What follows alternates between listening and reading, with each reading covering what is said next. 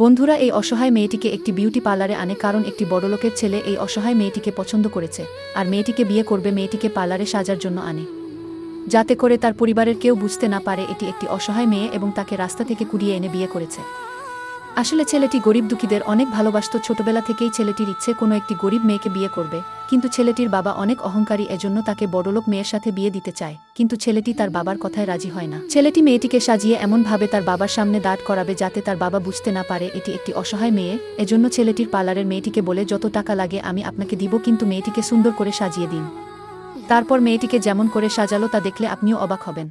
তার আগে বন্ধুরা, তোমরা যদি চাও তোমার মা বাবা 100 বছর বেঁচে থাক তাহলে অবশ্যই চ্যানেলটি সাবস্ক্রাইব করে ভিডিওটিতে লাইক দিয়ে কমেন্টে তোমার নিজের নামটি লিখে যাও। পার্লারের মেয়েটি এই অসহায় মেয়েটিকে এমনভাবে সাজিয়ে ফেলে যা দেখে ছেলেটি মেয়েটিকে চিনতেই পারতেছিল না। তো বন্ধুরা, আপনাদের কি মনে হয় ছেলেটির অহংকারী বাবা মেয়েটিকে মানিয়ে নিবে তা অবশ্যই কমেন্টে জানাতে ভুলবেন না।